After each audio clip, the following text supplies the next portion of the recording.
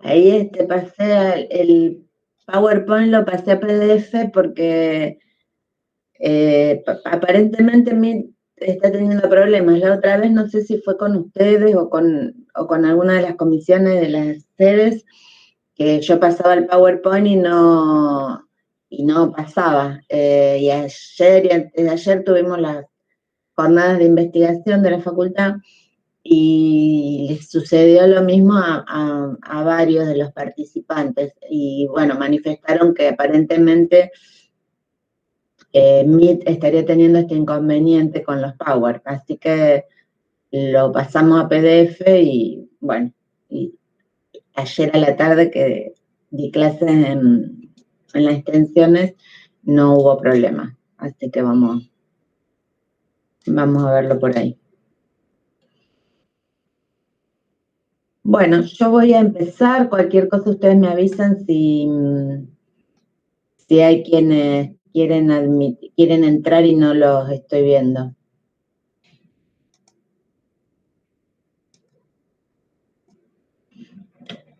¿Están viendo la pantalla? Sí, profe. Bueno, hoy vamos a ver puntualmente lo que hace al derecho tributario. O sea que todo lo que tiene que ver con los aspectos legales de la tributación. El derecho tributario es una rama del derecho financiero. Como vimos la clase pasada, el derecho financiero a su vez es una rama del derecho público, ¿no es cierto? Entonces, el derecho financiero contiene todas las normas referidas a las relaciones entre el Estado y los particulares. Esperen que ahí veo que tengo que admitir a alguien.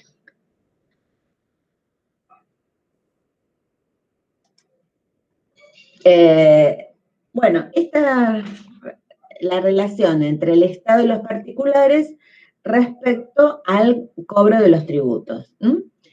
Esperen que se me viene. Esto de dar clases en casa tiene estas particularidades que nos invaden en los espacios. Bueno, la división del derecho tributario. El derecho tributario podemos ver abajo. El derecho tributario tiene dos grandes divisiones. Por un lado tenemos el derecho tributario material, que es el derecho que tiene todas las normas relativas a la obligación tributaria. A esto lo podemos llamar como que contiene las obligaciones de dar. Es el que regula la relación jurídica tributaria principal. O sea que el derecho tributario está formado por todas las leyes que crean los impuestos, el impuesto a las ganancias, el IVA, todas las leyes que puntualmente crean los impuestos son el derecho tributario, o sea, el que fija cuáles son los hechos imponibles, el sujeto pasivo, los obligados al pago, todas las características, todas las disposiciones de los impuestos que hacen que una persona, esperen que vamos a admitir, que una persona se encuentre obligada a pagar un impuesto. Por otro lado tenemos el derecho tributario formal, que en realidad lo que hace las normas que contienen el derecho tributario formal, se dice que son, o sea, el derecho tributario material estarían contenidos por las obligaciones de dar y el derecho tributario formal por las obligaciones de hacer o de no hacer. Que son las normas que están destinadas a lograr que el fisco cobre efectivamente el tributo. Por ejemplo, las normas que contienen el derecho tributario formal, que en nuestro país a nivel nacional es el Código procedimiento tributario. Contiene las normas, por ejemplo, referidas al pago, cómo hay que hacer el pago, el lugar del pago, cuáles son las sanciones si no se realiza el pago en los tiempos en los vencimientos, serían los tiempos que establece la AFIP. Cuáles son los mecanismos que tiene el contribuyente si no está de acuerdo con lo que le determina el fisco, los procedimientos de repetición, bueno, y también las obligaciones de hacer, que tiene que llevar la presentación de declaraciones juradas, la obligación de mostrar al fisco, si éste lo requiere, sus libros, bueno, todo lo que, digamos, todos los procedimientos que permiten que el fisco cobre efectivamente el impuesto. Entonces, el derecho tributario material está la norma que lo crea, impuesto a la ganancia, impuesto al IVA, y el derecho tributario formal establece el procedimiento, cómo debe proceder tanto el contribuyente como el fisco para que esta obligación que está en la ley se convierta en el pago efectivo del tributo. También estas son digamos, las dos ramas o divisiones principales, pero algunos autores también consideran como parte, digamos, como división, o trata por separado dentro del derecho tributario, considera el derecho tributario constitucional, que estaría comprendido, que comprendería todas las normas que la Constitución Nacional trae respecto a cómo deben ser los tributos, los principios constitucionales y todas las normas constitucionales en materia de tributos.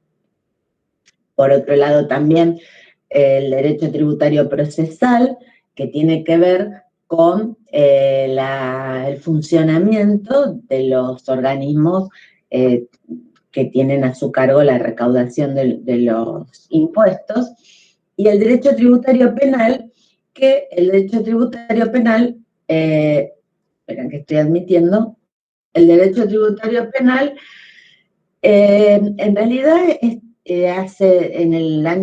los años 1990 surge el derecho tributario penal, porque antes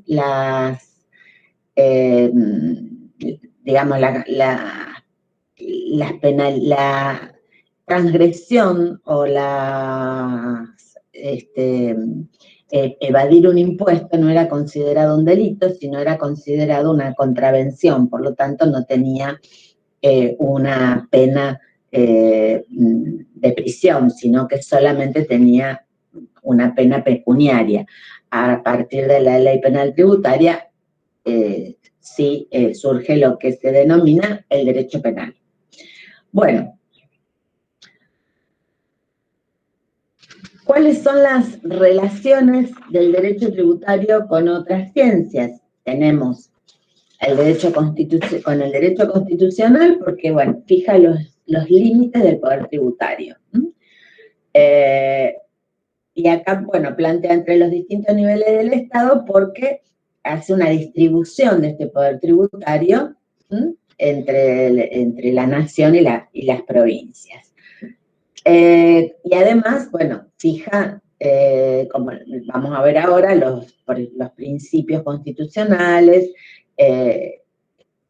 o sea, que serían las normas que sí o sí deben cumplir todas las leyes impositivas. El derecho administrativo, bueno, además de por la identidad del sujeto, porque el derecho administrativo trata, digamos, el funcionamiento del Estado. Entonces, como digamos, el sujeto activo la relación jurídica tributaria es el Estado, el derecho administrativo tiene relación con el derecho tributario.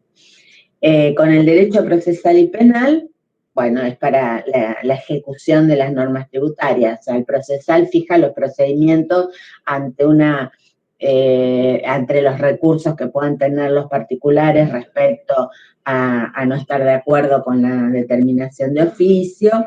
Y por otro lado, esperen que seguimos metiendo,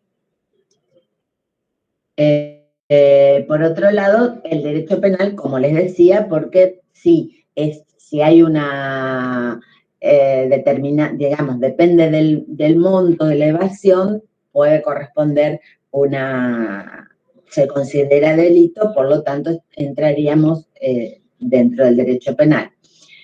Con el derecho presupuestario, bueno, porque, digamos, el derecho presupuestario, el presupuesto le va a asignar a los organismos del Estado, que son los encargados de recaudar los recursos para que pueda funcionar.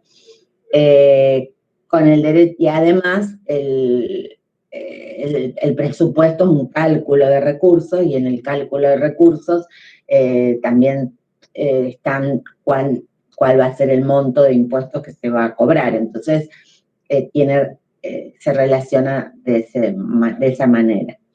Con el derecho financiero, porque bueno, el derecho tributario es parte del derecho financiero, es una rama del derecho financiero. Y con el derecho internacional, porque vamos a ver ahora con el tema de la extraterritorialidad de los tributos. Vamos a ir admitiendo.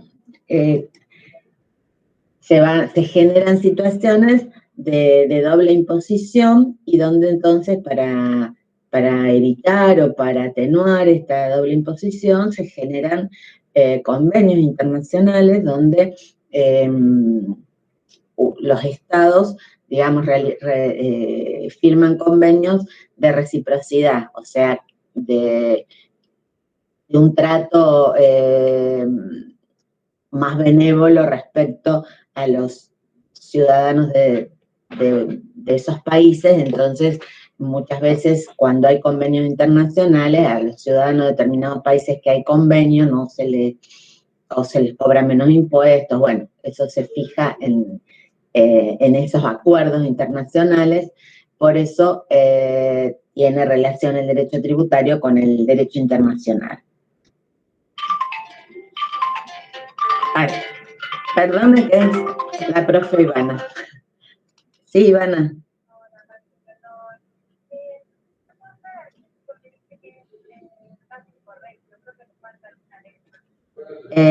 No, pero estamos en clase, ¿eh? Estamos todos.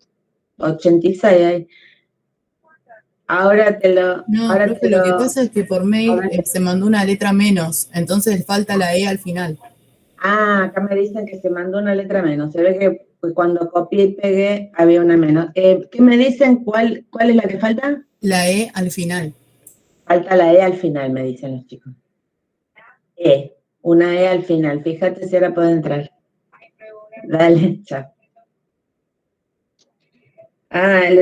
Se ve que cuando copié, se copió una letra menos. Bueno, pero ustedes pudieron entrar, claro, se avisaron entre ustedes. La profe quedó afuera. Bueno, ahora va a entrar. Bueno, continuamos. La autonomía del derecho tributario. Bueno, ¿se acuerdan lo que dimos de autonomía de la clase pasada? Que el derecho financiero, que estaba lo que se llamaba autonomía didáctica, la autonomía científica, y que el derecho financiero, algunos lo consideraban que tenía autonomía y otros no, pero respecto al derecho tributario, la mayoría, digamos, prácticamente toda la doctrina le considera que el derecho tributario tiene autonomía científica. Bueno, esto, como vimos, es porque prescinde de normas del derecho civil y comercial y tiene normas propias. Vimos en la clase pasada el ejemplo de la sociedad conyugal. Acá tenemos otros ejemplos. Por ejemplo, el derecho civil y comercial clasifica a las personas humanas en capaces e incapaces. En cambio, el derecho tributario no hace una distinción entre capaces e incapaces. O sea, todas las personas son sujetos pasivos de impuestos. Por supuesto, la ley 11.683, en los artículos 15 y 16, determina quiénes van a ser que ahora lo vamos a ver hoy también, quiénes van a ser los responsables sustitutos de estas personas que por ser menores o incapaces no pueden no pueden proceder al pago de los impuestos. Pero el impuesto está en cabeza de esas personas, o sea, quien es el deudor es la persona, aunque sea menor o sea incapaz. Entonces, esto es una diferencia entre digamos, una norma propia del derecho tributario que se aparta del derecho civil y comercial. Otra de las diferencias es que las sucesiones indivisas, o sea, para el derecho civil, cuando una persona fallece, ya está, digamos, se le saca el DNI, no existe más.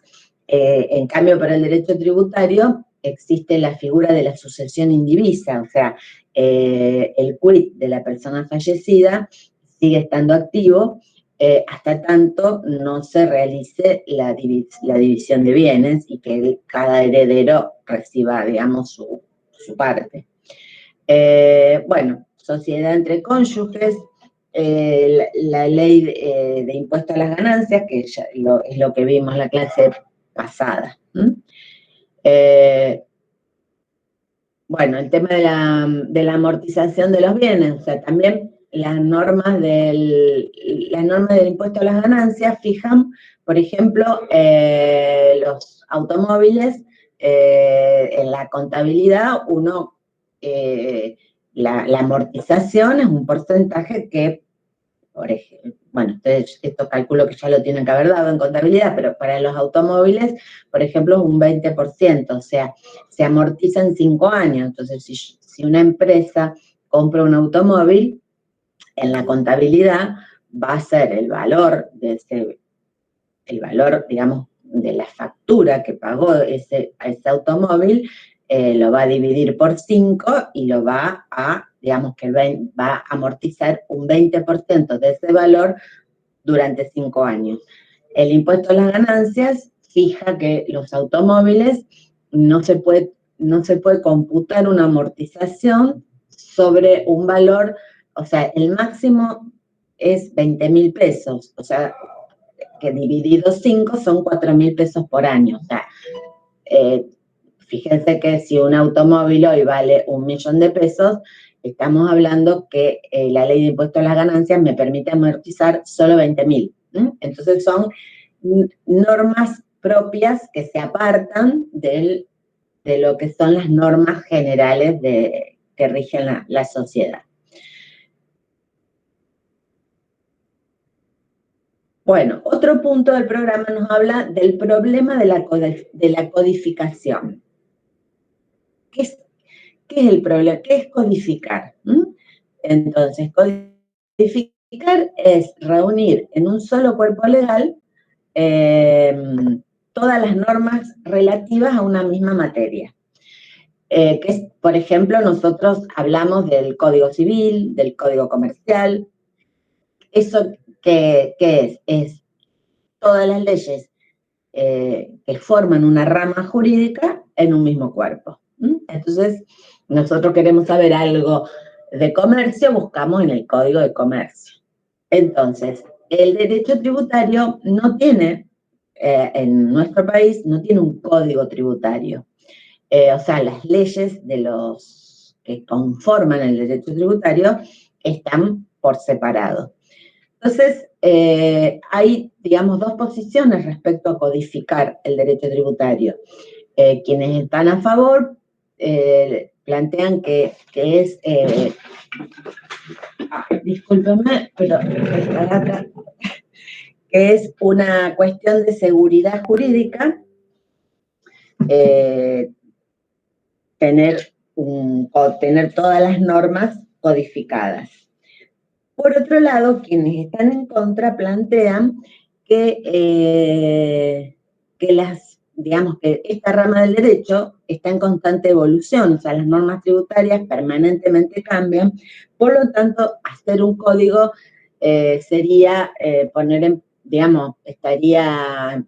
ir en contra de esta movilidad de las normas tributarias.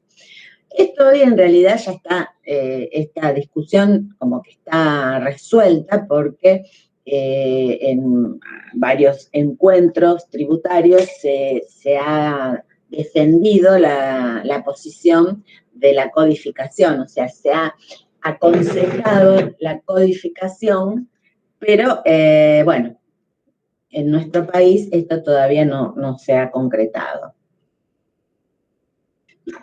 A nivel nacional, ahora vamos a ver qué pasa a nivel provincial y municipal. Y los criterios de codificación hay dos criterios de codificación. La codificación en sentido estricto, que es agrupar las normas como están, todas, y el otro criterio, que es el que generalmente se lleva adelante en los códigos provinciales, es estructurar los códigos en dos secciones. Por un lado la parte general y por otro lado la parte especial. O sea, la parte general, la que tiene que ver con todas las normas tributarias. Sería, por ejemplo, las normas sobre prescripción, las normas sobre el incumplimiento, digamos, el pago fuera de término, cuáles son los intereses, cómo se aplican los intereses resarcitorios por mora, cómo se aplican, digamos, las situaciones que van a dar lugar a multas por contravenciones. Todo eso va en la parte general. Y después hay una parte especial donde van cada uno de los impuestos. Entonces, si ustedes han visto un código tributario de la provincia, por ejemplo, está esa, la parte general, y después cuando viene la parte especial, dice impuesto inmobiliario, impuesto de sello, impuesto a los ingresos brutos, y están toda la parte específica de los impuestos. También, bueno, ¿cuál es la situación en nuestro país? En el orden nacional nunca hubo un código tributario. Bueno, acá, porque la Constitución no lo prevé, pero digamos que los encuentros doctrinarios de los especialistas sugieren que debería haber un código tributario a nivel nacional. Bueno, lo que sí tenemos es una ley de procedimiento fiscal que en realidad, digamos que en la jerga así se denomina el Código de Procedimiento Fiscal. ¿Por qué? Porque esa ley, la ley 11.683, esa ley que ustedes van a estudiar en Impuestos 2, que es la que yo les comentaba, que es digamos, la parte material, la parte formal del derecho tributario, donde están todos los procedimientos para poder garantizar que el fisco efectivamente cobre esos impuestos que están establecidos en las leyes impositivas. Eso está instrumentado como un código.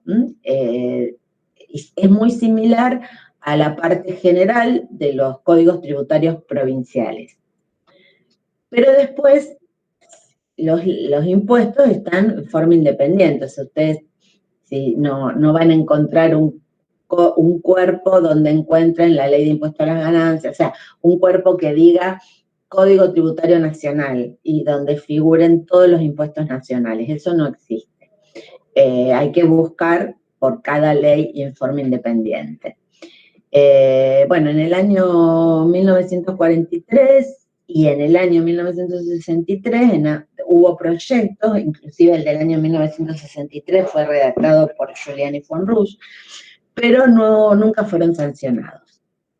En el orden provincial, sí, todas las provincias tienen sus códigos tributarios y justamente por el tema de la movilidad se lo resolvió dividiéndolo en dos secciones. Entonces, el código fiscal propiamente dicho, en realidad está dividido en nuestro, por ejemplo, Código Tributario Provincial en tres secciones.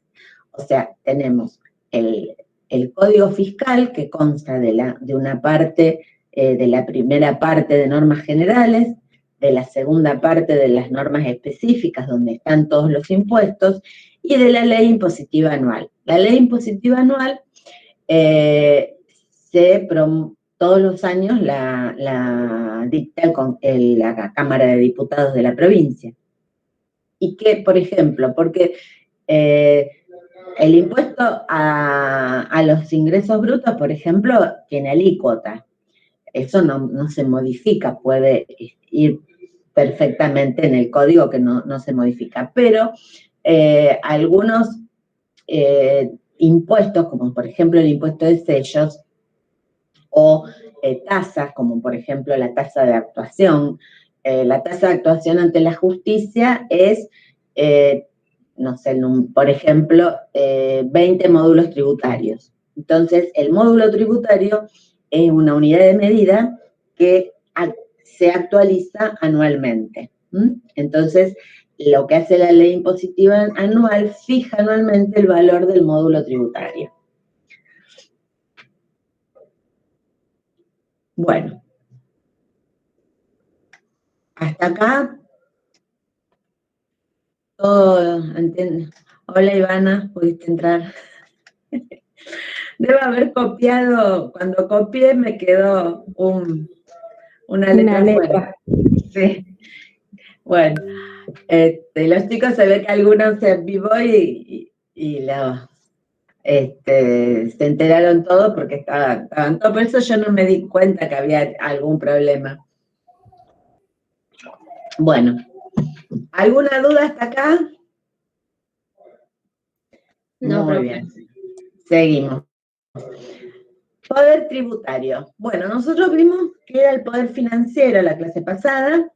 El poder tributario es una parte del poder financiero. El poder tributario es la facultad que tiene el Estado para crear unilateralmente tributos, cuyo pago será exigido a las personas sometidas a su competencia tributaria espacial.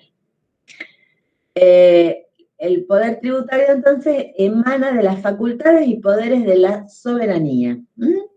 Significa la posibilidad jurídica del Estado de exigir las contribuciones. Entonces, el poder tributario es una parte del poder financiero, porque el poder financiero era la potestad para ejercer la actividad financiera. En cambio, esto es referido a una parte del derecho financiero que son los tributos. ¿Y cuáles son los caracteres de este poder tributario? El poder tributario es abstracto, abstracto porque quiere decir que no opera en una situación específica o particular, sino que opera en general, tiene que ver con la soberanía. Es permanente porque mientras exista el Estado va a tener el poder tributario, es irrenunciable y es indelegable. O sea, el Estado no puede delegar el poder tributario. Lo que sí hace, que acá que se le llama competencia tributaria, es, digamos, la competencia tributaria es la facultad de ejercer el poder tributario en el plano material, pero en realidad no es el poder tributario, es lograr cobrar esos tributos que ya se crearon. Entonces, el poder para crear los tributos es solo del Congreso de la Nación, que es en quien la Constitución establece que tiene el poder tributario. Lo que hacen los organismos recaudadores es hacer que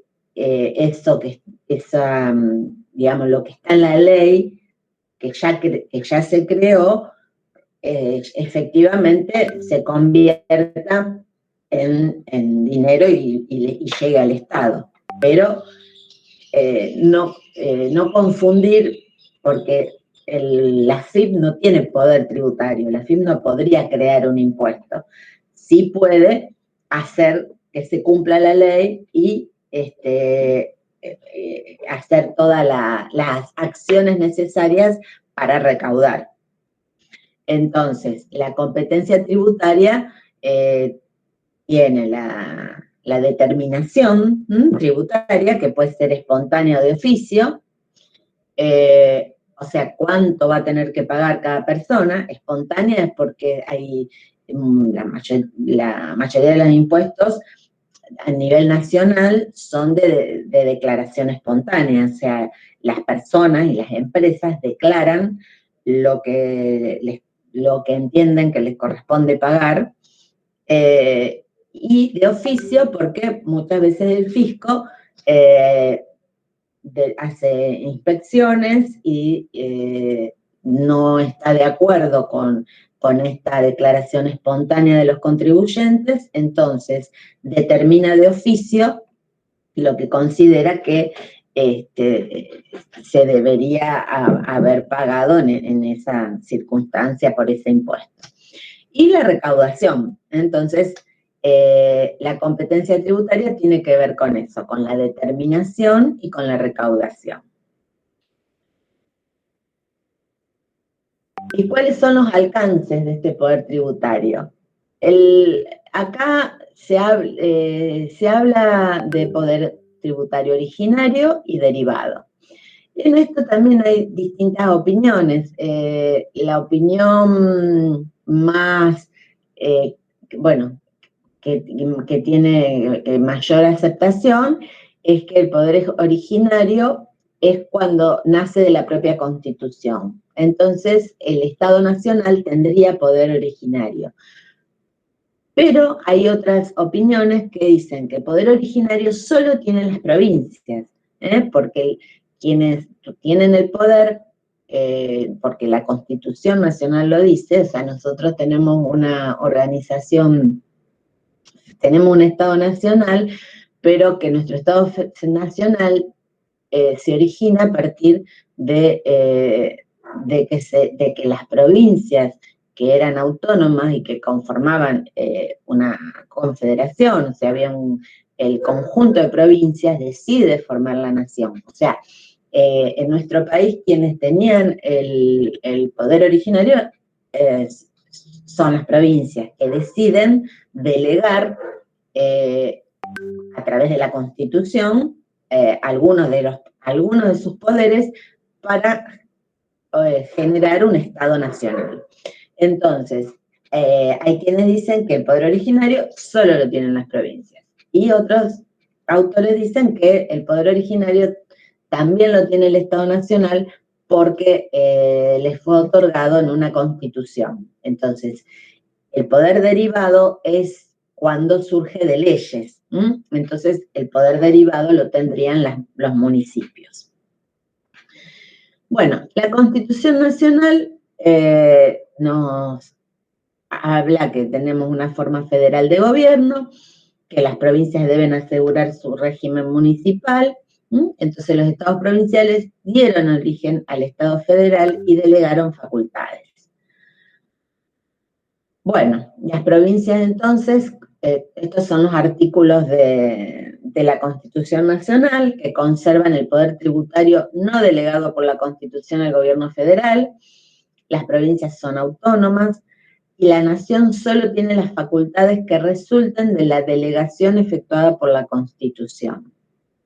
Entonces, Cada provincia dicta su propia constitución, asegurando la autonomía municipal y reglando el alcance y contenido en el orden institucional, político, administrativo, económico y financiero.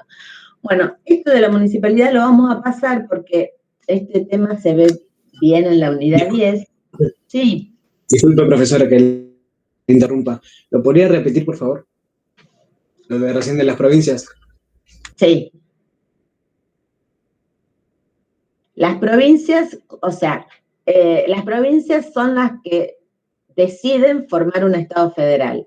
Entonces, conservan el poder tributario no delegado por la Constitución al gobierno federal, que ahora vamos a ver, o yo creo que lo vimos la clase pasada. Yo me confundo porque anoche di clase en las extensiones áulicas y vi toda la unidad 4. Entonces, hay cosas que me parece que las dije y no sé si las dije el martes o las dije anoche en la clase. Pero creo que nosotros vimos la distribución me parece que el martes vimos la distribución de competencias tributarias entre el gobierno federal y las provincias, que al gobierno federal le corresponde, de acuerdo al artículo 4, todo lo que son las rentas de aduana, las rentas provenientes de la venta y alquiler de las tierras públicas, las rentas de correo, y las rentas del crédito nacional, y en forma conjunta con las provincias, los impuestos indirectos, y las provincias tienen como recurso exclusivo los recursos directos. Pero bueno, esto yo le digo que las vamos a ver bien en la unidad 10, porque todas estas competencias, este poder tributario que se distribuye en la Constitución entre las provincias y la Nación, después, con la ley de coparticipación federal, porque estamos viendo acá que las provincias tienen potestad exclusiva en los impuestos directos, y me van a decir, pero el impuesto a las ganancias es un impuesto directo y lo cobra la Nación. Y sí. ¿Por qué? Porque, bueno, después hay a través de la ley de coparticipación federal, hay otras cuestiones que hacen que la Nación, digamos, que las provincias deleguen por ley, no delegan el poder tributario, sino que delegan el cobro de algunos impuestos, y está la ley de coparticipación federal donde las provincias después no pueden crear otros impuestos que ya estén de la misma, digamos, del mismo tipo que los que ya estén en las leyes de coparticipación. Entonces, después lo vemos todo en la unidad 10, que vemos las relaciones tributarias entre estados, o sea, vemos bien cuáles son las distribución de la potestad tributaria entre provincia y nación. Y vemos también, ahí vamos a ver bien lo de los municipios y comunas. Y la discusión sobre autonomía municipal, todo esto lo vemos en la unidad 10. Muchas gracias. Bueno, lo que vamos a ver hoy sí son los principios constitucionales del derecho tributario. Ustedes van a ver los principios de la tributación, los vamos a ver en esta unidad, que vamos a ver los principios constitucionales. Y en la unidad 5 van a ver otros principios. O sea, los principios que son normas que deberían cumplir toda ley que crea un impuesto. Y hay algunos que son normas que funcionan como garantías para los contribuyentes y que las constituciones los han tomado y les han dado un rango constitucional. Y hay otros que son, que van a ver en la unidad 5, que se denominan, por ejemplo, modernos principios de la imposición. Esos son principios, digamos, para que los impuestos sean más eficientes económicamente, pero al no estar en la Constitución no son obligatorios. Entonces, después también van a ver las reglas de Adam Smith, que algunas de esas reglas dieron origen a estos principios. Les digo porque a veces cuando se hacen algunas preguntas de examen se confunden.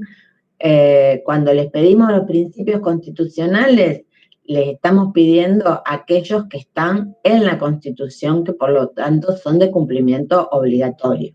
Y que el no cumplimiento de esos principios determinaría que una ley pueda ser considerada anticonstitucional y no poder aplicarla. Entonces, el principio, digamos, que da origen al impuesto es el principio de legalidad, porque no hay impuesto sin ley. O sea, no hay ninguna manera de crear un impuesto que no sea por ley. ¿Por qué? Porque lo establece la Constitución Nacional. La Constitución Nacional establece en el artículo 19, vamos a leerlo,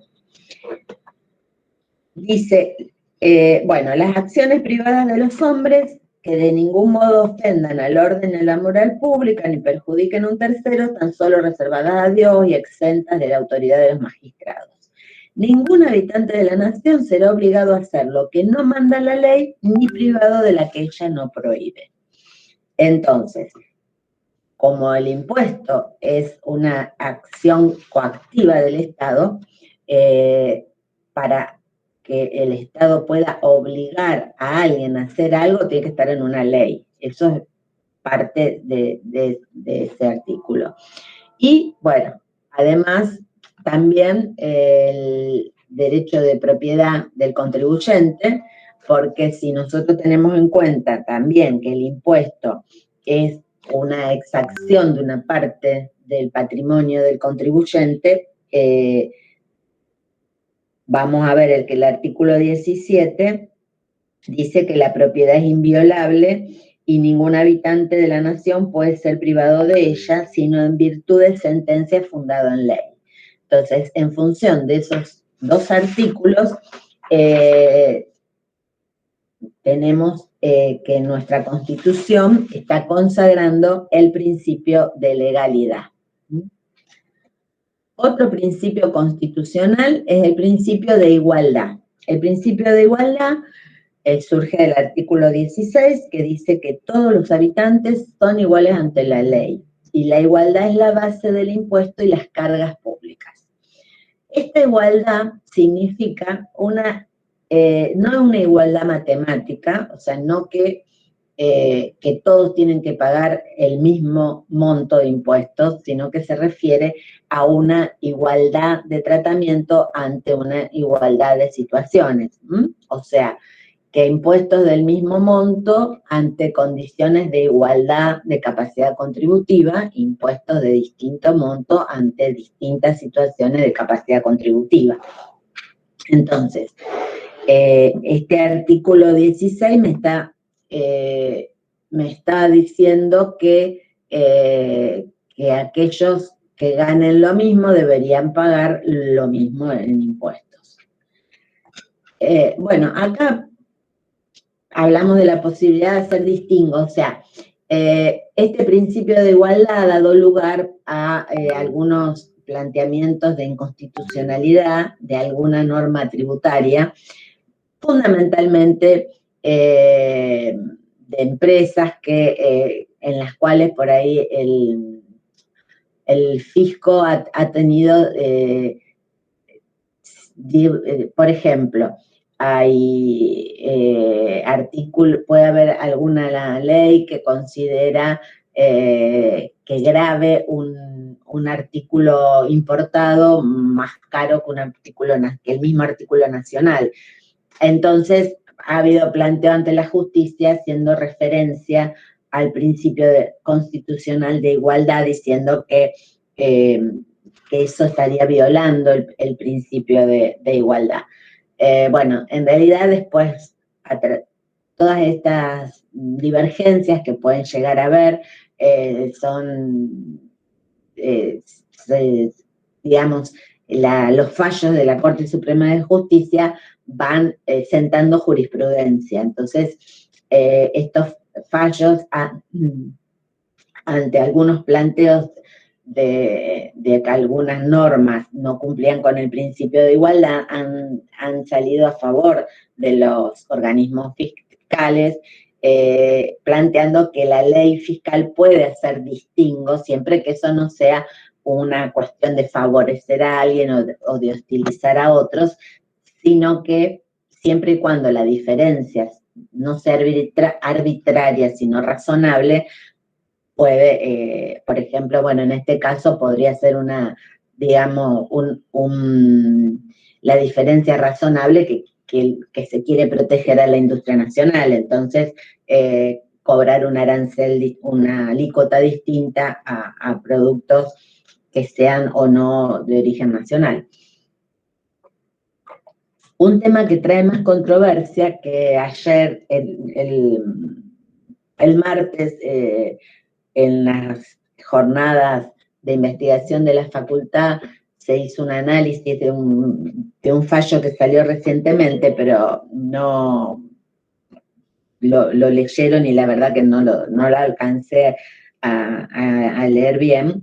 Es cuando es muy común, hay ahora todo un tema respecto a las provincias y digamos, la aplicación de algunas medidas respecto a las empresas que no tienen su base o que no están instaladas en la provincia. Entonces hay toda una situación de planteos que justamente hacen que, por ejemplo, las provincias suelen tener alícuotas, los códigos provinciales tienen alícuotas distintas.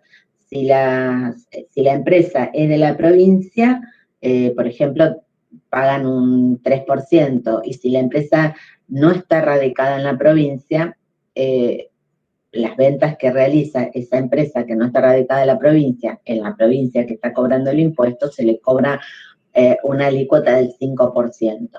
Entonces, ha habido muchos planteos de inconstitucionalidad referidos a las administraciones fiscales provinciales en contra de, justamente planteando este tema de la igualdad. Pero bueno, el concepto sería que no tiene que haber, que ante igualdad de situaciones tiene que haber un tratamiento igual del impuesto. Bueno, el principio de la proporcionalidad. Este principio exige que las contribuciones sean en proporción a la capacidad contributiva de los habitantes de la nación. Entonces, la proporcionalidad también se relaciona con el principio de igualdad. O sea, cuando hay una proporción, una alícuota, uno está, digamos, pagando en función, o sea, si tengo una base imponible más grande, voy a pagar más. Entonces eso, o sea, que los impuestos deben ser no con una base fija. Eso haría que paguen lo mismo personas que están en distintas situaciones de capacidad contributiva. El porcentaje hace que se pague en función del, cuanto monto es más grande, se paga más. Pero además, o sea, el principio de la proporcionalidad ha avanzado. O sea, la Constitución fija proporcionalidad, pero esto no impide que los impuestos, además de proporcionales, sean progresivos. Justamente ha avanzado los impuestos para lograr mayor igualdad. No solo es que se pague más proporcionalmente, sino que a su vez esto sea progresivo, o sea que cuanto más tengan, más se pague también de proporción, o sea que la proporción es que haya una sola alícuota. Cuando un impuesto es proporcional cuando hay una sola alícuota. Esto igual lo van a ver en la unidad, no me acuerdo si la 5, creo que la 5 también. Un impuesto es proporcional cuando tiene una alícuota que es igual a todos. El IVA, por ejemplo. Todo tiene el 21%, bueno, salvo los que tienen alícuotas especiales, pero supongamos es la alícuota del 21%, yo compro un sachet de leche que sale 100 pesos a que compre un auto que vale 1.000.000. Es el 21% de ese monto. En cambio, el impuesto a las ganancias es progresivo. Si yo gano 100.000, pago un 9%. Si gano 200.000, pago un 11%. Si gano 300.000, pago un 15%, y así hasta llegar al 35%. Pero bueno, eso lo que establece la Constitución es la proporcionalidad sí o sí. Pero además puede ser progresivo el impuesto. Bueno, el principio de generalidad. El principio de generalidad, ¿qué implica? Que no debe haber privilegios, o sea, que todos son iguales ante la ley. A ver si tengo acá el 16. El artículo 16, porque esto, ustedes ubíquense que el artículo 16, o sea, cuando se reforma, lo vieron en Derecho Constitucional, cuando se reforma la Constitución, la primera parte quedó como estaba, no se modifica nada. Ese fue el acuerdo que llegaron los constituyentes cuando modifican la Constitución. Entonces, este artículo 16 habla de fueros de nobleza, o sea, títulos de nobleza, como en 1856 todavía había algo por ahí dando vuelta. La nación argentina no admite prerrogativas de sangre ni de nacimiento. No hay en ella fueros personales ni títulos de nobleza. Todos sus habitantes son iguales ante la ley y admisibles en los empleos sin otra condición que la idoneidad. La igualdad es la base del impuesto y de las cargas públicas. Entonces, el principio de generalidad implica que no quede nadie fuera de la ley, digamos, que deba pagar impuestos, que tenga capacidad contributiva. No debe haber privilegios personales. Bueno, el principio de capacidad contributiva. Este principio no está establecido explícitamente, o sea, no vamos a encontrar, no hay un artículo que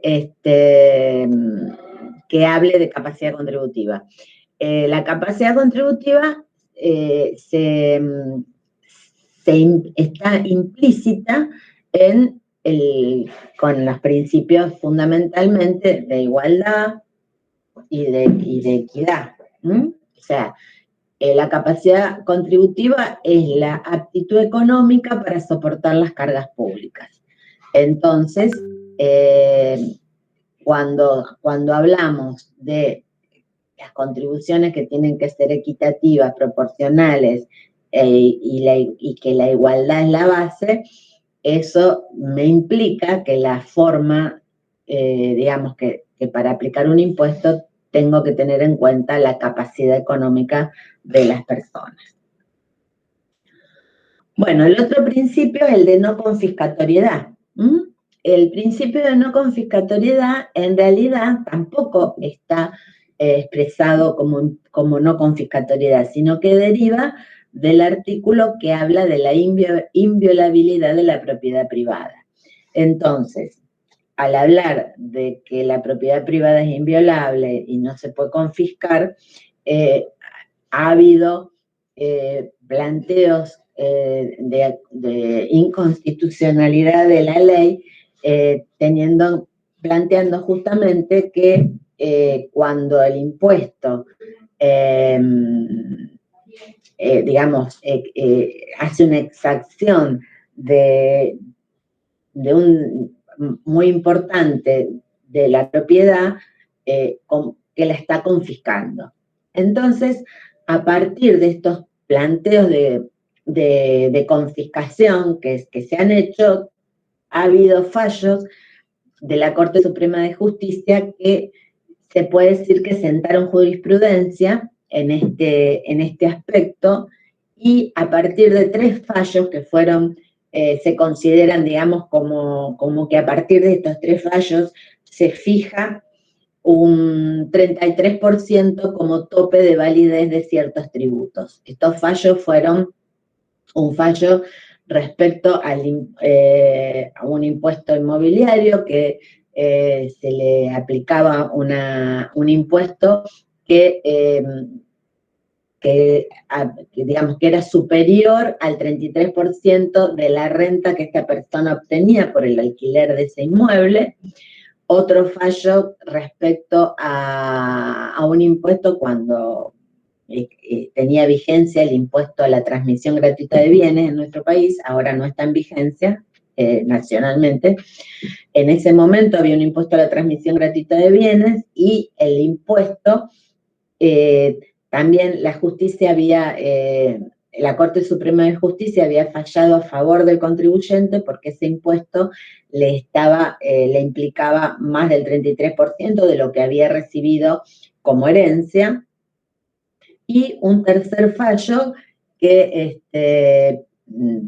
presentó un contribuyente que le estaban cobrando por una contribución de mejoras más de un 33% del incremento del valor de su vivienda. Entonces se considera que estos tres fallos han sentado la jurisprudencia y hoy en general se dice que los tributos, cuando absorben más del 33% de la base que se considera de la riqueza para aplicar el impuesto, es confiscatorio. Bueno, y el otro principio es el principio de equidad. El principio de equidad es muy parecido, o sea, se relaciona con el principio de igualdad, se relaciona con el principio de generalidad. Lo nombramos específicamente porque está nombrado en la Constitución. El artículo 4 de la Constitución dice, cuando habla de las rentas del gobierno federal, dice de las demás contribuciones que equitativa y proporcionalmente a la población imponga el Congreso General. O sea, dice que tienen que ser proporcionales y equitativas. Entonces, bueno, decimos que un impuesto es equitativo cuando la imposición es justa y razonable. También se habla de que la equidad no es en sentido equidad horizontal y equidad vertical, y la equidad horizontal sería igual tratamiento para iguales, y la equidad vertical el desigual tratamiento para desiguales, ¿no? Bueno, ¿y cuáles son entonces, algunos, como dijimos, los principios son limitaciones al poder tributario del Estado. Entonces, cuando hablamos de las limitaciones, algunos dividen estas limitaciones del poder tributario en directas e indirectas. Entonces, las limitaciones directas serían la formal, el principio de legalidad. O sea, no hay impuestos sin ley. Eso no existe. Y la material, que estaría dada por la capacidad contributiva. Y que justamente estaría contemplando todos los otros principios, porque para que un impuesto tenga como límite la capacidad económica de un contribuyente, se tiene que estar dando el principio, se tiene que estar cumpliendo también el principio de proporcionalidad, de igualdad, de no confiscatoriedad y de equidad y de generalidad. Bueno, y algunos nos mencionan otras limitaciones indirectas que estarían establecidas en la Constitución, como el derecho de propiedad, el derecho a ejercer el comercio, el derecho de transitar libremente por el territorio. Algunas de estas, fundamentalmente el derecho de transitar libremente por el territorio, son objeto de muchas veces contra las administraciones provinciales, que plantean algunas empresas como que consideran que el trato diferente a empresas, si son con radicación o no, implica una violación del principio de transitar libremente. Bueno, hasta acá llegamos a la obligación tributaria. ¿Hay alguna duda de todo esto que vimos? No, profe, ninguna. Profe, lo Bueno. que dicen otros autores después de los límites que acabamos de hablar, Sí. ¿son relevantes o no hace falta tenerlos en cuenta para el estudio? No, en realidad las limitaciones son estas que vimos, fundamentalmente los principios. Lo más importante son los principios constitucionales. Los de igualdad y saber que si les preguntan limitaciones materiales o formales, que la formal tiene que ver con el principio de legalidad y la material con el principio de capacidad contributiva. Ok, gracias. Bueno, yo voy a buscar el mate y vengo. Un minuto, no se me muevan.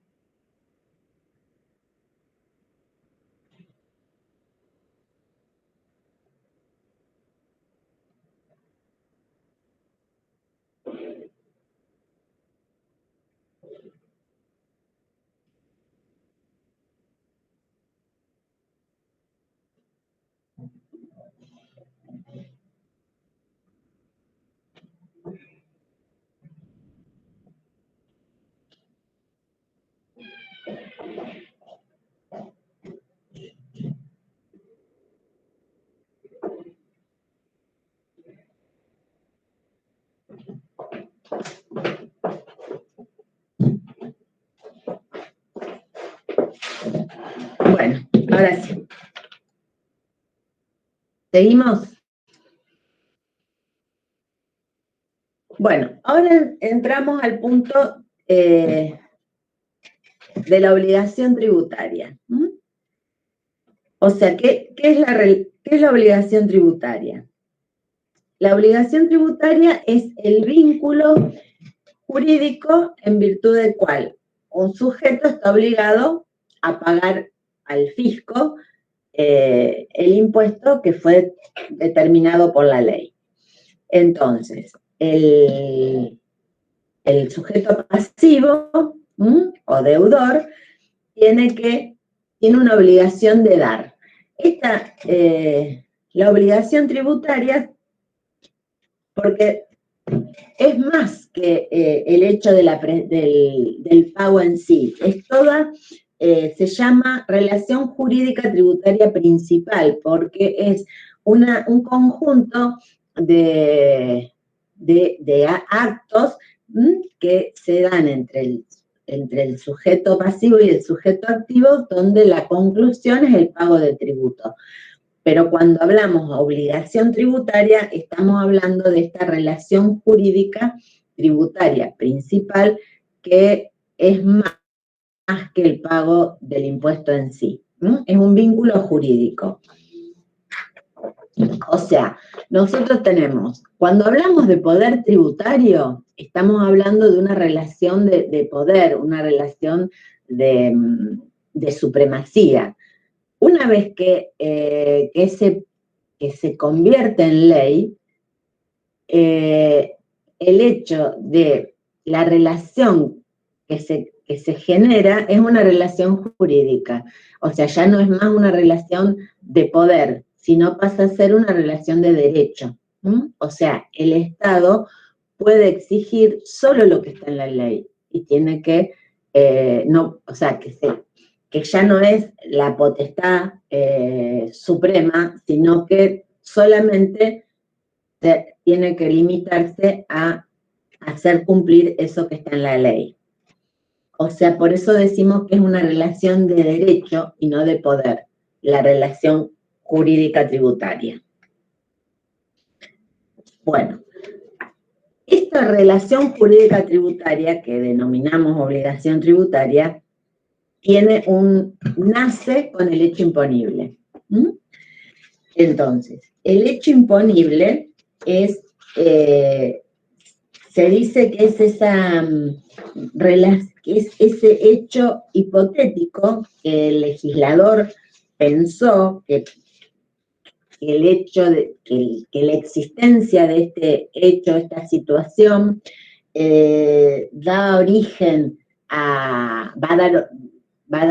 tiene, digamos, es una manifestación de riqueza, por lo tanto, la describe en la ley. Cuando ese hecho que está descrito en la ley de forma hipotética se produce en la realidad, se genera el hecho imponible.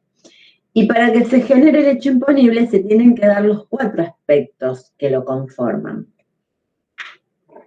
Un aspecto material, un aspecto subjetivo, un aspecto temporal y un aspecto espacial. Vamos acá. El aspecto material es la descripción objetiva del hecho. Se dice que responde a la pregunta ¿qué o cuál? ¿Qué situación genera obtener rentas, poseer un inmueble, adquirir cosas o vender cosas? O sea, ¿cuál es la descripción, cuál es la situación que me va a dar origen a ese impuesto? Es la descripción objetiva. El aspecto subjetivo, ¿quién? No todo hecho descripto va a generar la obligación tributaria, sino que además tiene que ser hecho por esa persona en la cual pensó el legislador, que es el destinatario legal y el contribuyente. Después está el aspecto temporal. ¿Cuándo? O sea, el hecho ese tiene que darse en el periodo que la ley está en vigencia. Y el aspecto espacial, donde se tiene por configurado. Y acá estamos en lo que vimos de la territorialidad y la extraterritorialidad. O sea, tiene que estar definido en la ley qué es lo que a qué se va a considerar como aspecto espacial. Entonces, yo les voy a leer la ley de creación de un impuesto que ya no está más en vigencia. A ver, volvemos acá, que es el impuesto a la ganancia mínima presunta. Les voy a leer el artículo primero y me van a decir ustedes qué aspectos de estos que les mencioné se encuentran en ese artículo. Impuesto a la ganancia mínima presunta. Artículo primero. Establécese un impuesto a la ganancia mínima presunta aplicable en todo el territorio de la nación que se determinará sobre la base de los activos valuados de acuerdo con las disposiciones de la presente ley, que regirá por el término de 10 ejercicios anuales. ¿Qué aspectos encontramos en esto que le leí? ¿Y cuál no está en esto que le leí? El temporal está, profe. Bueno. Muy bien, ¿cuál sería el temporal? ¿El de los 10 años? Exactamente. Muy bien. Y el espacial también. ¿Cómo? Claro, el espacial también, ¿no está? También, porque ¿qué dice? Aplicable en todo el territorio de la nación. Perfecto. ¿Y cuál más está? Le leo de nuevo. Establécese un impuesto a la ganancia mínima presunta aplicable en todo el territorio de la nación, aspecto espacial, que se determinará sobre la base de los activos, valuados de acuerdo con las disposiciones de la presente ley. Aspecto material. ¿El material? Muy bien, el material es que se determinará sobre la base de los activos. Muy bien, ¿y qué me está faltando acá? El subjetivo.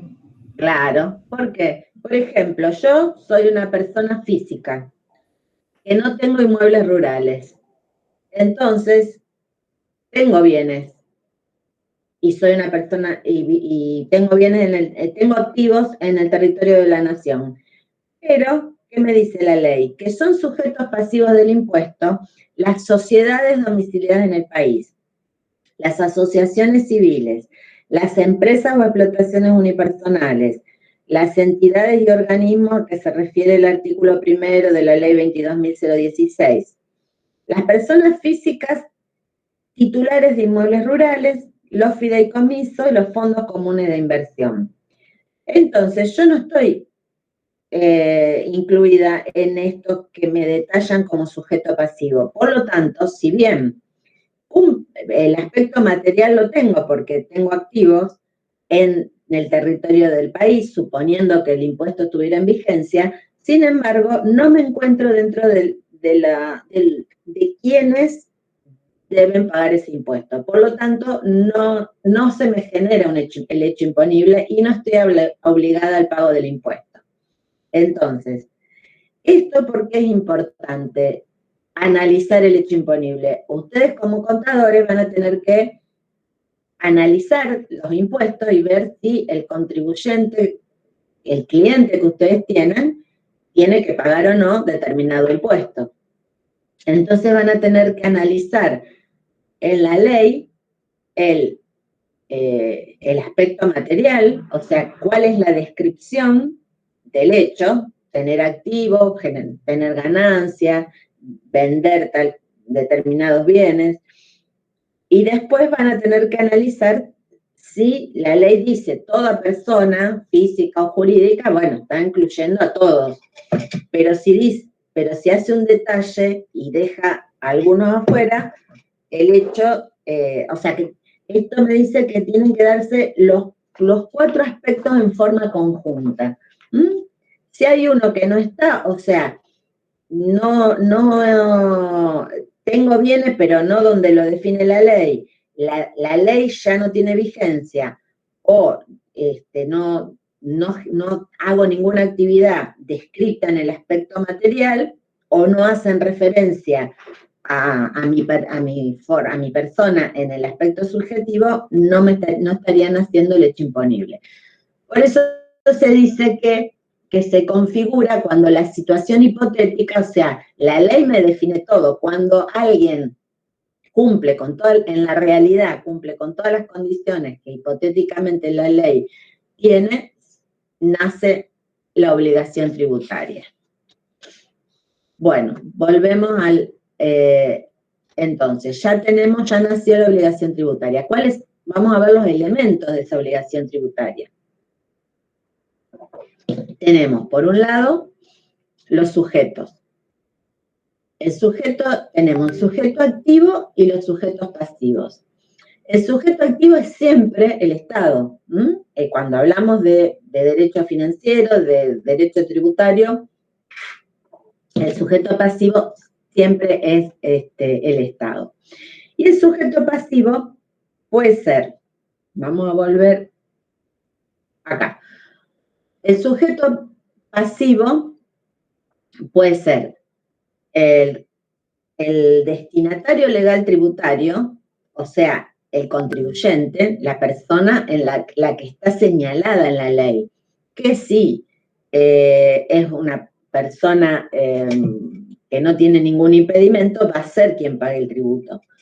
Pero puede pasar que esta persona sea una persona incapaz o sea un menor. Entonces, ahí surgen los responsables por deuda ajena. Entonces, el sujeto pasivo puede ser responsable por deuda propia, y en ese caso es el contribuyente, el destinatario legal tributario, o puede ser responsable por deuda ajena. Y el responsable por deuda ajena puede ser responsable solidario o responsable sustituto. El responsable solidario, acá vamos a ver las similitudes. El responsable solidario se dice que está al lado del contribuyente.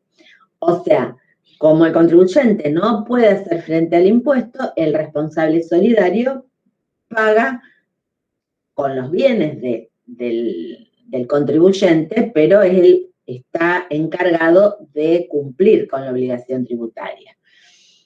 En cambio, el responsable sustituto se dice que está en lugar de. ¿Por qué? Porque la ley, en lugar de nombrar al contribuyente, lo nombra el sustituto. Ahora vamos a ver ejemplos. Entonces, el responsable solidario es el que está, acá dice la ley 11.683, es el que está taxativamente establecido en la ley, o sea, no puede ser cualquiera. El responsable solidario es nombrado por la ley 11.683. El cónyuge, cuando la administración de los bienes conyugales está a nombre de uno solo. Los padres, los tutores y los curadores de menores e incapaces. Los síndicos y los liquidadores de las quiebras. Los administradores de sucesiones, los administradores de patrimonios y los agentes de retención y percepción.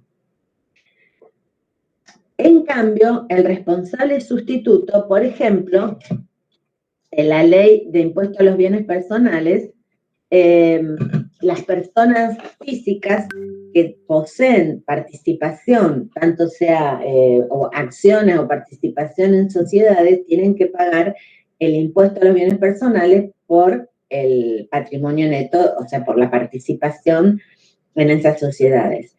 Pero la ley de impuesto a los bienes personales dice que las empresas son las que van en una fecha determinada a liquidar el impuesto de todos los socios o accionistas de esa sociedad. O sea que la ley pone directamente en cabeza de la empresa la obligación de liquidar y de pagar el impuesto, que después la empresa se lo va a cobrar a sus accionistas o a sus socios, pero la obligación es de la empresa, tanto es así que cuando se hace la liquidación del impuesto a los bienes personales, las personas físicas en ese ítem de participación en empresas dicen no corresponde por ley. ¿Por qué? Porque después lo paga en otro momento, con otro vencimiento, con otra aplicación, con otro formulario de la FIP, va a pagar ese impuesto la empresa. Entonces es responsable sustituto. Directamente la ley la pone a la empresa. Entonces, las similitudes entre el responsable sustituto y el solidario es que tienen un vínculo o un nexo económico jurídico con el contribuyente, son ajenas a la realización del hecho imponible y son creadas por ley. O sea, ambos son por ley, están en la ley. Ni el sustituto ni el responsable solidario deben soportar el tributo, porque la ley les concede el resarcimiento. O sea, siempre pagan con los bienes de sus representados, aunque la ley puede ir en cabeza de cualquiera de los dos y en ese caso tener que pagar con su propio dinero, pero después puede hacer una acción de resarcimiento y pedir que le paguen eso que en realidad lo pagó, digamos, por ser responsable sustituto solidario. Bueno, ¿y cuál es la diferencia entre esto que lo vemos mucho en la parte impositiva? ¿Cuáles son las diferencias entre el agente de retención y el agente de percepción? El agente de retención es cuando tiene, o sea, determinadas prestaciones de servicio y ventas, o sea,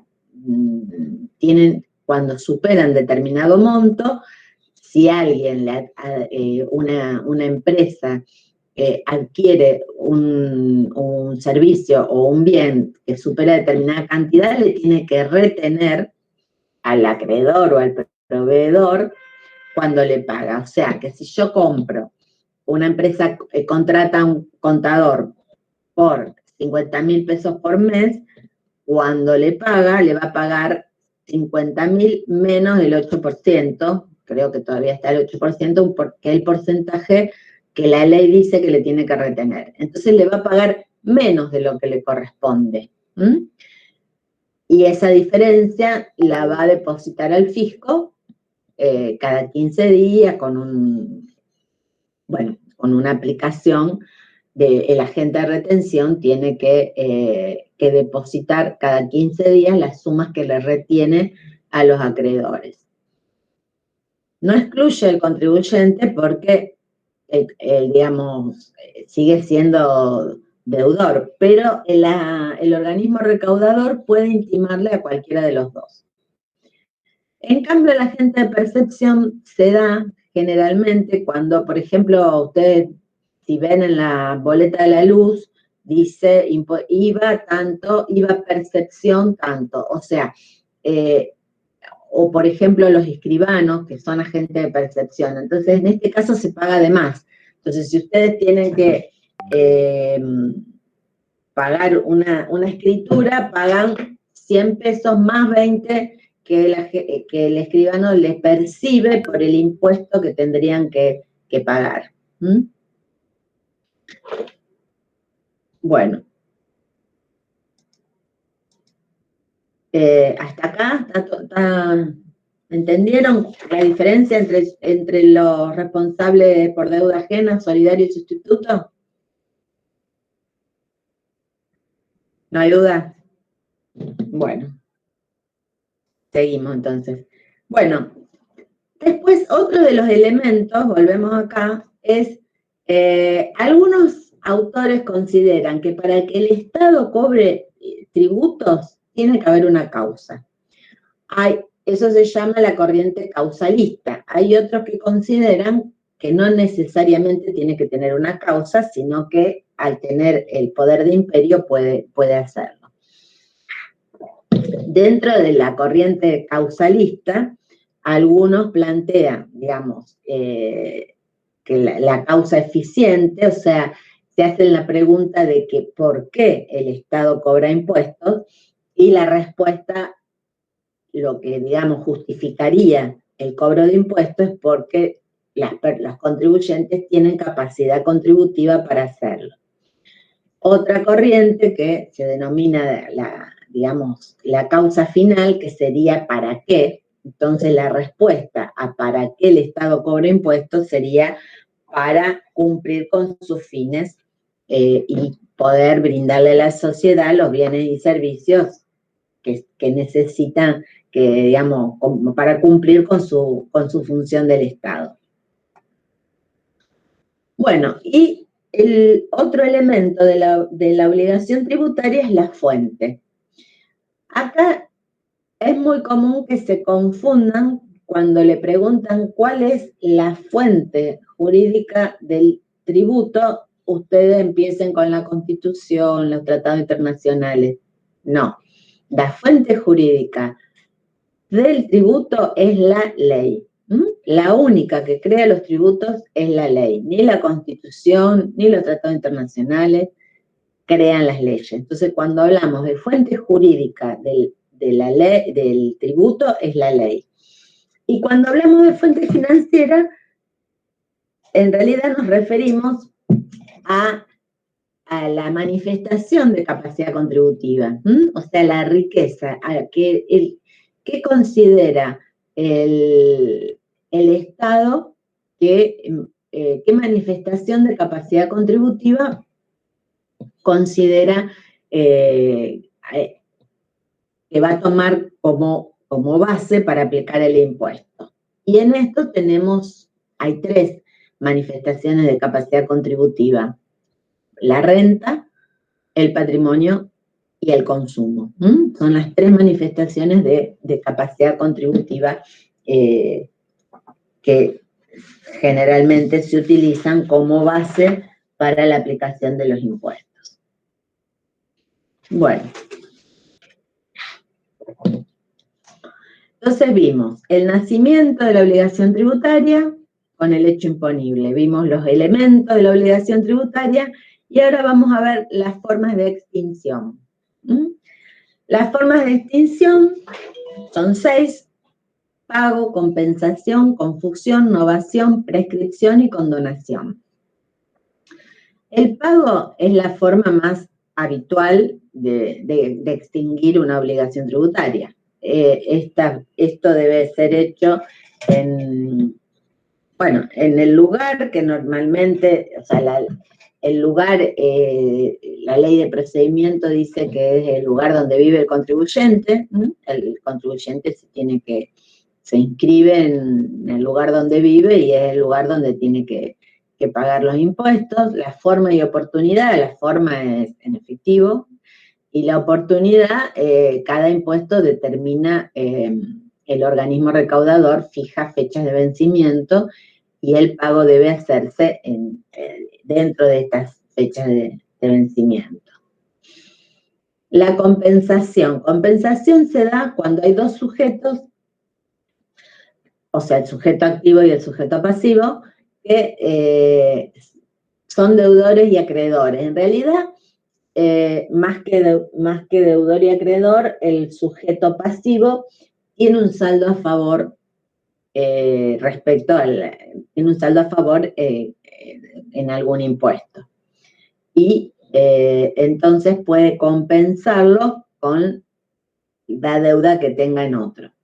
Para que pueda existir la compensación, tiene que estar establecido en alguna norma. O sea, no cualquier impuesto se compensa con cualquier deuda impositiva. Por ejemplo, el IVA solo puedo compensar el saldo de libre disponibilidad y no puedo pagar recursos de la seguridad social. O sea, tiene que haber una resolución del organismo recaudador que establezca qué saldo a favor puedo compensar y con qué impuestos lo puedo compensar. No es que porque tengo un saldo a favor, con un impuesto voy a compensarlo, sino que tengo que buscar la normativa a ver qué puedo compensar con qué. Confusión. Esto se da cuando cuando el deudor y acreedor es la misma persona. O sea, que esto se da cuando tenemos que, por ejemplo, el fisco le donan un inmueble y ese inmueble tiene deuda, por ejemplo, un impuesto inmobiliario. Entonces, bueno, al ser el mismo sujeto, el deudor y el acreedor, se dice que que se extingue el tributo por confusión. Novación. La novación es cuando se transforma una deuda en otra. Esto sucede cuando generalmente se da con las moratorias. O sea, cuando hay una moratoria, normalmente se modifican las condiciones y suelen eximirse las multas que había por no pago de ese tributo, y también se le suele poner una limitación a los intereses resarcitorios. O sea, por ahí, cuando las deudas son antiguas, llegan a tener más del 100% de intereses resarcitorios. Entonces, es muy común que las leyes de moratoria digan, bueno, el interés resarcitorio no podrá ser mayor al tanto por ciento del impuesto.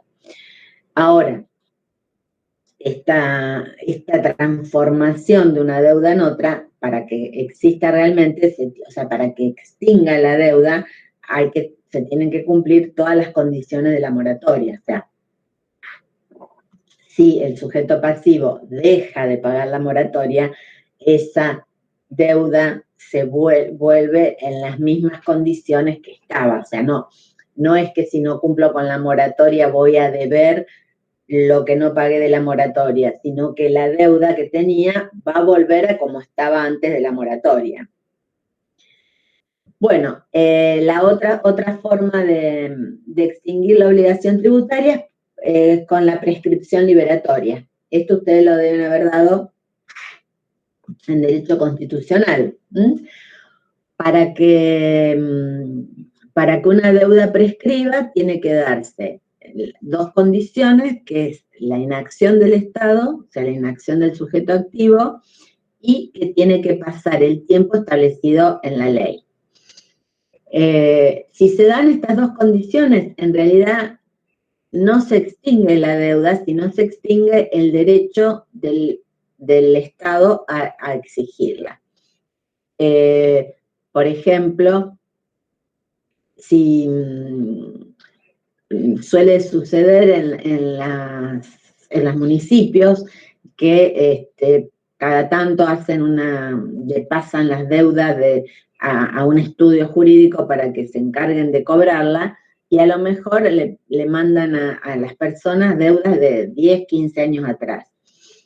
O sea, si las personas van y la pagan, ya está. O sea, no es que la deuda desaparece, pero las personas tienen el derecho de solicitar la prescripción. O sea, la prescripción no opera por pleno derecho.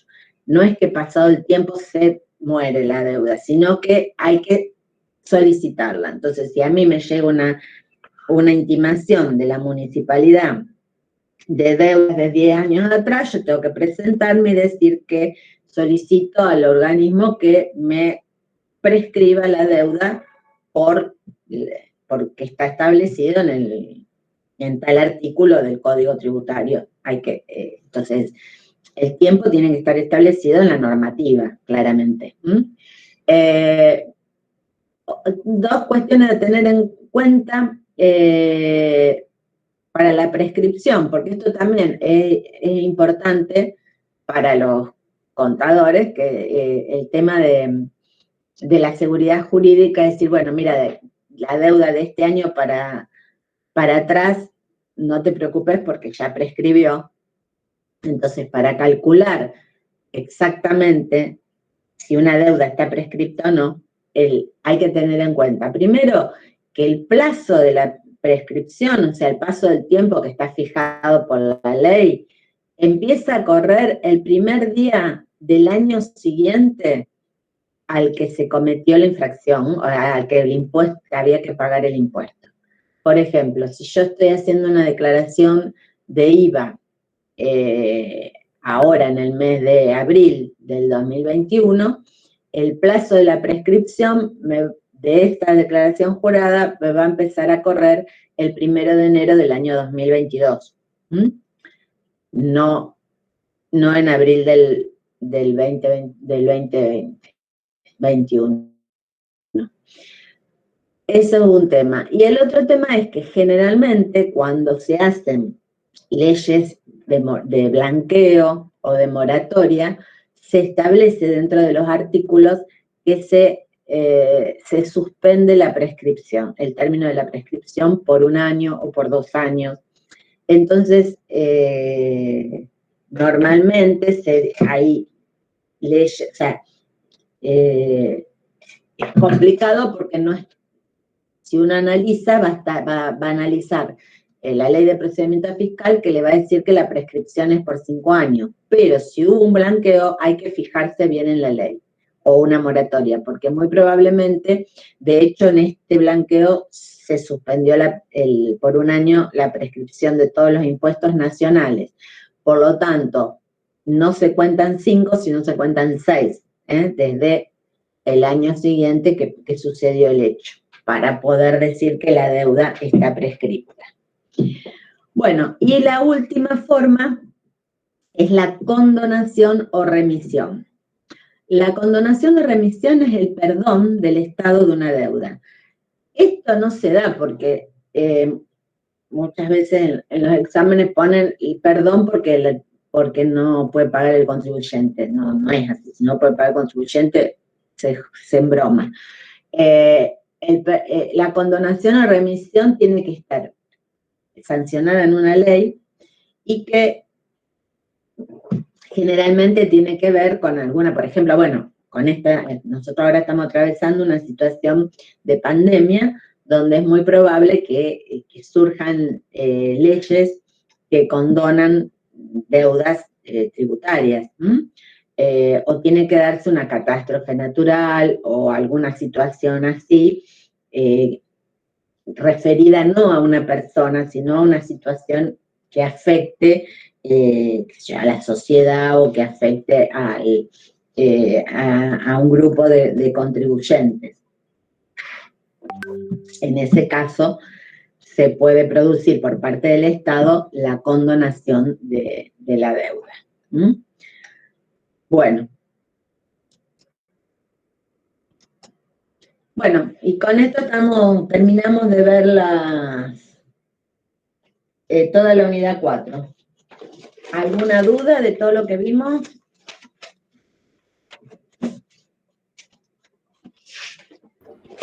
No. Bueno, a ver, ahora que la profe Ivana me va a enseñar a tomar asistencia. No se me vayan todavía, a ver. Pongo en mostrar todos. Claro, tenés que ir a detalles de la reunión y ahí te van a aparecer personas, una carpetita con un tilde en color verde y el chat. ¿Vos ya estás ahí? Sí. Bueno, si la carpetita es como una carpetita con un tilde, si está en color verde, le haces clic ahí. Sí. Y te abre el Excel, te abre con todas las personas que están en la reunión. No me lo abre. ¿No te lo abre? No, a ver. Profe, yo tengo una duda. Sí.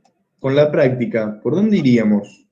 Pues, con la teoría los apuntes los voy siguiendo, voy por la unidad 4, pero en la práctica estoy perdida. Y la práctica en este cuatrimestre la estamos dando a medida que vamos dando las unidades. Entonces, digamos como que no la estamos siguiendo de forma numerada, sino que la estamos dando de manera de cada ejercicio en la unidad que corresponde. Perfecto. Entonces, la unidad 4 no tiene práctica, las 5 sí, ya la unidad 5 van a ver algunos ejercicios prácticos. Perfecto.